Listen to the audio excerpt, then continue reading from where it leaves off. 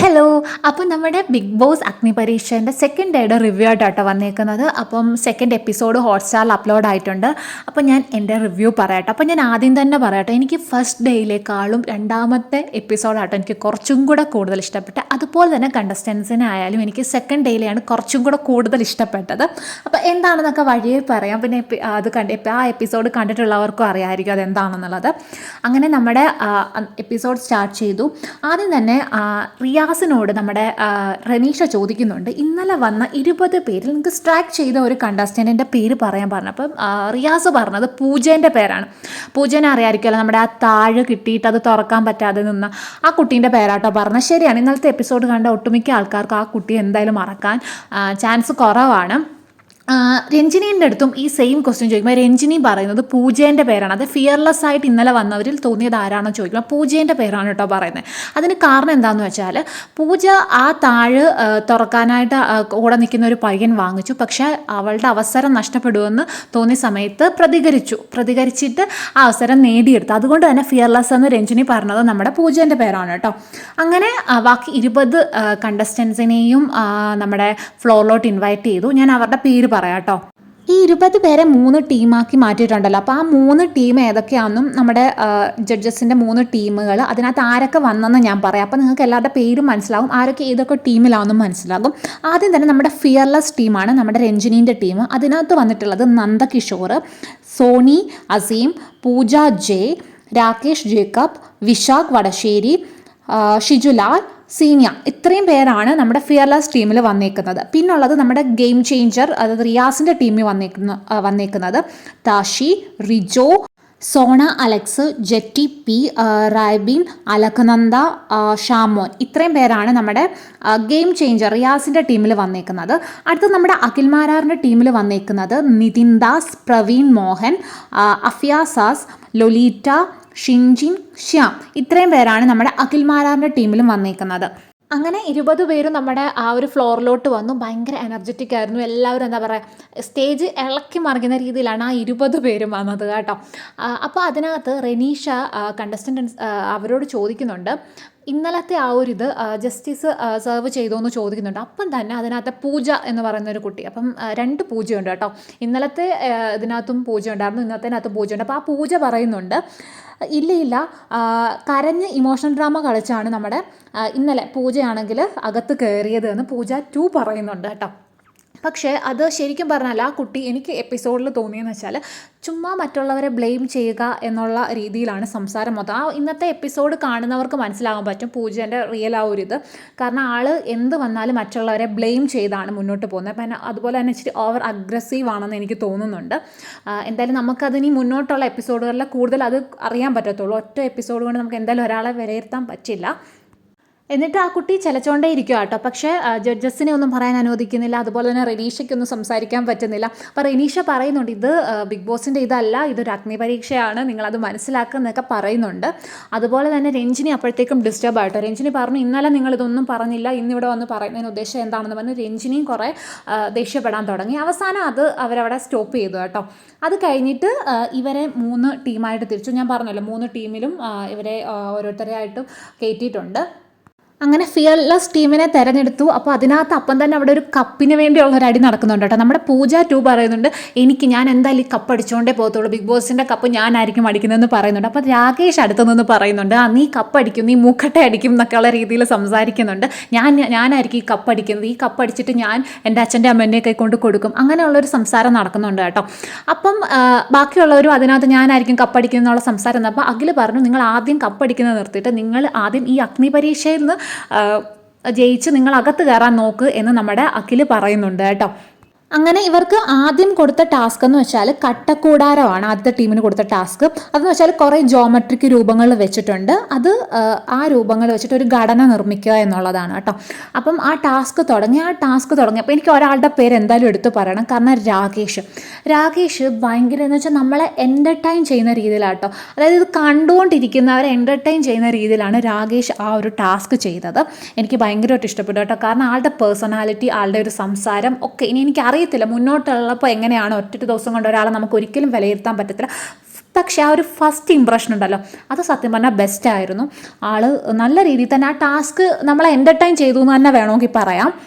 അങ്ങനെ രാകേഷ് ആ ടാസ്ക് ചെയ്തുകൊണ്ടിരുന്നപ്പോൾ തന്നെ രാകേഷ് അത് കട്ട അടുക്കി കംപ്ലീറ്റ് ആവാൻ നേരത്തേക്കും ഇത് മറിഞ്ഞു വീണപ്പോൾ ഇത് അടുത്ത് നിൽക്കുന്ന പൂജേൻ്റെ ഇതും കൂടെ ഇത് തട്ടി വീണു. അങ്ങനെ പൂജ ചെയ്ത് വെച്ചതും എല്ലാം പോയിട്ട് അപ്പോഴത്തേക്കും പൂജ പിന്നെയും ബ്ലെയിം ചെയ്യാൻ തുടങ്ങി. നിങ്ങൾ കാരണം ഞാൻ ചെയ്തത് പോയി, അങ്ങനെ എന്ന് പറഞ്ഞിട്ട് പൂജ വീണ്ടും സംസാരിക്കാൻ തുടങ്ങി. ശരിക്കും രാകേഷ് അറിഞ്ഞുകൊണ്ട് ചെയ്തതല്ല. പക്ഷേ പൂജ അത് ബ്ലെയിം ചെയ്തുകൊണ്ടേ ഇരിക്കുകയാണ്. ഇത് നിങ്ങൾ കാരണം എപ്പോഴും ഒരു ബ്ലെയിം ചെയ്യുന്ന പോലെ തോന്നി. എനിക്ക് ശരിക്കും പറഞ്ഞാൽ അത്ര താല്പര്യം തോന്നിയില്ല പൂജയുടെ ഒരു ഇത്. ആൾ കുറച്ച് അഗ്രസീവാണ്. പിന്നെ അത് തന്നെയുമല്ല, എപ്പോഴും മറ്റൊരാളെ എല്ലാത്തിനും ബ്ലെയിം ചെയ്തുകൊണ്ടിരിക്കുകയാണ്. അത് പക്ഷെ ആളെനിക്ക് തോന്നുന്നു ചിലപ്പോൾ ഉള്ളിൽ കയറിയാൽ നല്ലതായിരിക്കും. എങ്കിൽ പോലും എപ്പോഴും എല്ലാത്തിനും മറ്റൊരാളെ ബ്ലെയിം ചെയ്യുന്ന അത്ര നന്നായിട്ട് എനിക്ക് തോന്നുന്നില്ല. അങ്ങനെ ജഡ്ജസും പറയുന്നുണ്ട് പൂജേൻ്റെ അടുത്ത് ആജീവനാന്തം ഒരാളെ ഇങ്ങനെ ബ്ലെയിം ചെയ്യാതിരിക്കുക എന്നുള്ള രീതിയിൽ പറയുന്നുണ്ട്.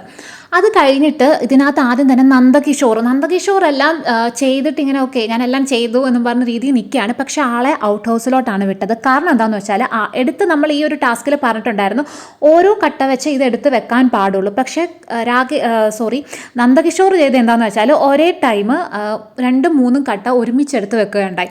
അതുകൊണ്ട് തന്നെ അത് ഫെയർ അല്ലാത്തത് കൊണ്ട് തന്നെ നന്ദകിഷോറിനെ ആദ്യം തന്നെ ഔട്ട് ഹൗസിലോട്ട് വിട്ടിട്ടുണ്ടായിരുന്നു. പിന്നെ പൂജയും ഔട്ട് ഹൗസിലോട്ട് വിടുക കേട്ടോ. കാരണം പൂജ ഇതുപോലെ തട്ടിമറിച്ചെന്ന് പറഞ്ഞിട്ട് നമ്മുടെ രാകേഷിനെ ബ്ലെയിം ചെയ്തുകൊണ്ടേ ഇരിക്കുകയായിരുന്നു. അതുകൊണ്ട് തന്നെ പൂജേനെയും ഔട്ട് ഹൗസിലോട്ടാണ് വിട്ടത്. അത് കഴിഞ്ഞ് രഞ്ജിനി പൂജയോട് പറയുന്നു കേട്ടോ ഈ ഓവറായിട്ടുള്ള അഗ്രഷൻ അത് പൂജയ്ക്ക് പണി തരും, അത് കൺട്രോൾ ചെയ്യാൻ ശ്രമിക്കണമെന്ന് രഞ്ജിനി പൂജയ്ക്ക് പറഞ്ഞു കൊടുക്കുന്നുണ്ട് കേട്ടോ. പിന്നെ അഖിൽ പറയുന്നുണ്ട് കട്ടകൾ മൊത്തം വെച്ചു, പക്ഷെ ഒരു ബാഡ് ലക്ക് കാരണം അതും താഴെ വീണ ഒരാളുണ്ട്. അതായത് നമ്മുടെ ഷിജു മൊത്തം കട്ടയും അടുക്കി വെച്ചിട്ടുണ്ടായിരുന്നു. പക്ഷേ ആ ലാസ്റ്റ് മൊമെൻറ്റിൽ ഈ കട്ട മൊത്തം താഴെ വീഴുകയുണ്ടായിട്ടോ. അങ്ങനെ ബാഡ് ലക്ക് കൊണ്ട് തന്നെ പുറത്തായതുകൊണ്ട് തന്നെ ഷിജുവിനാണ് ആദ്യത്തെ അവർ ഇൻഫിനിറ്റി പെൻഡൻറ്റ് കൊടുത്തത് കേട്ടോ. അതുപോലെ തന്നെ അടുത്ത ഇൻഫിനിറ്റി പെൻഡൻ്റ് ആ ടീമിൽ കൊടുത്തത് നമ്മുടെ രാകേഷിനാട്ടോ. രാകേഷിന് കൊടുക്കാൻ കാരണം രാകേഷിൻ്റെ പേഴ്സണാലിറ്റി പറഞ്ഞിട്ടാട്ടോ കൊടുത്തത്. അത് സത്യം പറഞ്ഞാൽ എനിക്ക് ഭയങ്കരമായിട്ട് ഇഷ്ടപ്പെട്ടു. കാരണം ആൾ അടിപൊളിയായിട്ട് എൻ്റർടൈൻ ചെയ്തിട്ടുണ്ടായിരുന്നു ആ ഒരു ടാസ്കിൽ. അതുപോലെ തന്നെ ആളുടെ ഒരു സംസാര രീതിയൊക്കെ എനിക്ക് സത്യം പറഞ്ഞാൽ ആളെ ഇഷ്ടപ്പെട്ടു കേട്ടോ. ഈ മുന്നോട്ടുള്ള രീതിയിൽ എങ്ങനെയാണെന്ന് എനിക്കറിയത്തില്ല. പക്ഷേ എനിക്ക് ഇന്നലെ ഒരൊറ്റ ദിവസം കൊണ്ട് ആൾ നല്ലൊരു പേഴ്സണാലിറ്റിക്ക് ഉടമയാണെന്ന് എനിക്ക് മനസ്സിലായി. പിന്നെ വിശാഖിന് എന്തുകൊണ്ടാണ് ആ ഒരു ഇൻഫിനിറ്റി പെൻഡൻറ്റ് കൊടുക്കാത്തതെന്ന് വെച്ചാൽ അതിനകത്ത് അത് ജഡ്ജസ് എടുത്ത് പറയുന്നുണ്ട്. അതിനകത്തൊരു ഓറഞ്ച് ബ്ലോക്ക് ഉണ്ട്, അത് നമ്മുടെ വിശാഖ് വെച്ചിട്ടില്ലായിരുന്നു. അതുകൊണ്ടാണ് വിശാഖിന് ആ ഒരു ഇൻഫിനിറ്റി പെൻഡൻറ്റ് കൊടുക്കാതിരുന്നത്. അത് കഴിഞ്ഞിട്ട് നമ്മുടെ അടുത്ത ടീം, അതായത് നമ്മുടെ റിയാസിൻ്റെ ടീമിനെ വിളിക്കുന്നുണ്ട്. അപ്പോൾ റിയാസിൻ്റെ ആരൊക്കെയാണെന്ന് ഞാൻ ആദ്യം തന്നെ പറഞ്ഞിട്ടുണ്ട് ടീമിലുള്ളത്. അതിനകത്ത് ഒരു കാര്യമുണ്ട്. ആദ്യം തന്നെ തഷീനോട് നമ്മുടെ ജഡ്ജസ് ചോദിക്കുന്നുണ്ട് ഇതിനകത്തുനിന്ന് ഒരാളെ പുറത്താക്കണം, ആ ടീമിൽ നിന്ന് ആരെയായിരിക്കും താഷി പുറത്താക്കുന്നതെന്ന് ചോദിക്കുമ്പോൾ താഷിയാണെങ്കിൽ ഒരു ഡൗട്ടും കൂടാതെ ആദ്യം തന്നെ സോനേൻ്റെ പേരാണ് കേട്ടോ പറയുന്നത്. കാരണം പറഞ്ഞത് ഈ 2 ദിവസം കൊണ്ട് തന്നെ ആളൊരു ഫേക്കാണെന്ന് താഷിക്ക് തോന്നിയെന്നാണ് കേട്ടോ പറഞ്ഞത്. എനിക്ക് അതിനകത്തെന്ന് വെച്ചാൽ താഷിൻ്റെ ആ ഒരു ഇത് ഇഷ്ടപ്പെട്ടു. കാരണം താഷിക്ക് അങ്ങനെ ഡൗട്ടൊന്നും അടിക്കേണ്ടി വന്നില്ല. പെട്ടെന്ന് തന്നെ അങ്ങനെ ഒരു പേടിയോ അങ്ങനെയൊന്നും ഇല്ലാതെ പെട്ടെന്ന് തന്നെ താഷി അതിനുള്ള ഒരു മറുപടി പറഞ്ഞു. സോനേൻ്റെ പേരാട്ടോ പറഞ്ഞത്. അത് കഴിഞ്ഞിട്ട് ഇവർക്ക് കൊടുത്ത ടാസ്ക് എന്താണെന്ന് വെച്ചാൽ മുളവടി വെച്ച് ജമ്പ് ചെയ്യുന്നൊരു ടാസ്ക് ആയിരുന്നു. അതായത് നമ്മുടെ ഒരു ചെണ്ടച്ചേട്ടൻ ഉണ്ടല്ലോ, ചേട്ടൻ വന്ന് ചെണ്ട കൊട്ടും. ആ സമയത്ത് ഇവരുടെ കയ്യിലൊരു മുളവടി കൊടുത്തിട്ടുണ്ടായിരുന്നു. ഇവർ റൗണ്ടിൽ നിന്നിട്ട് ഈ ചെണ്ട കൊട്ടുമ്പോൾ ഇവർ ഈ വടി കൊണ്ട് ജമ്പ് ചെയ്തിട്ട് ഇത് നിർത്തുമ്പോഴത്തേക്കും അതായത് ഇത് കളഞ്ഞിട്ട് അടുത്ത ആളുടെ കയ്യിലെ മുളവടി പിടിക്കണം. ഇതായിരുന്നു കേട്ടോ ടാസ്ക്.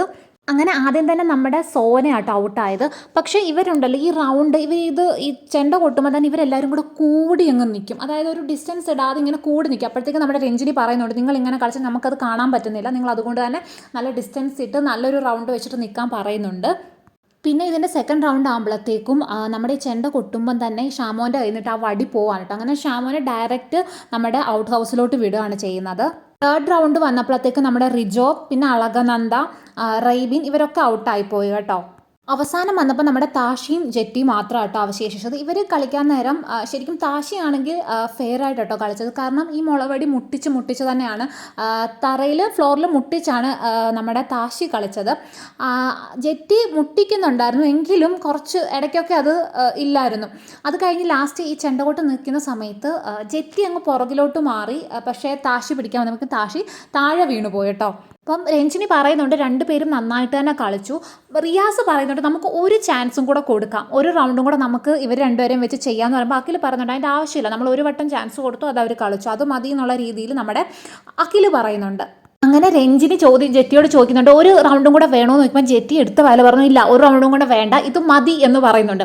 അപ്പം രഞ്ജിനിക്ക് അതൊരു ഇതായി. അപ്പോൾ രഞ്ജിനി പറഞ്ഞു അപ്പോൾ ഒരു വട്ടം കൂടെ കളിച്ചാൽ നിങ്ങൾ തോക്കുമെന്നുള്ള ഒരു ഇത് ഉള്ളത് കൊണ്ടാണ്, അത് തന്നെയല്ല നിങ്ങളുടെ ആ ഒരു മുളവടി ഫ്ലോറിൽ മുട്ടിയിട്ടില്ല എന്ന് പറഞ്ഞിട്ട് എന്ത് ചെയ്യുക, താഷിന് ആ ഒരു ഇൻഫിനിറ്റി പെൻഡൻറ്റ് കൊടുക്കുകയാണ്. ജെറ്റിക്ക് ഇൻഫിനിറ്റി പെൻഡൻറ്റ് കൊടുത്തതുമില്ല.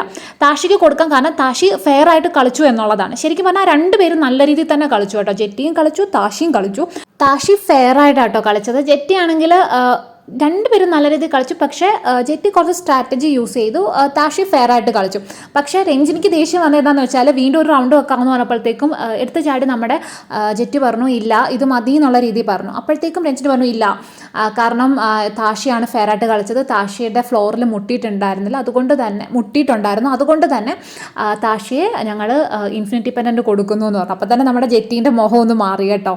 അങ്ങനെ ജെറ്റിനെ നമ്മുടെ ഔട്ട് ഹൗസിലൊന്നും വിട്ടില്ല, സേഫ് ആക്കി. പക്ഷേ ജെറ്റിനോട് ചോദിക്കുന്നുണ്ട് ഇതിനകത്ത് ഒരാളെ ഔട്ട് ഹൗസിൽ വിടണം. അപ്പോൾ ആരെ വിടണമെന്ന് ചോദിക്കുമ്പോൾ നമ്മുടെ സോനേനെ വിടണമെന്നാണ് പറയുന്നത്. പക്ഷേ വിടണമെന്ന് പറഞ്ഞിട്ട് അടുത്ത് തന്നെ പറഞ്ഞു എനിക്കാണെങ്കിൽ ഏറ്റവും ഇഷ്ടം ആളെയാണ്, എങ്കിലും അവൾ ഔട്ട് ഹൗസിൽ പോട്ടെ. അപ്പോഴത്തേക്ക് നമ്മുടെ രഞ്ജിനിക്ക് അതിതായി.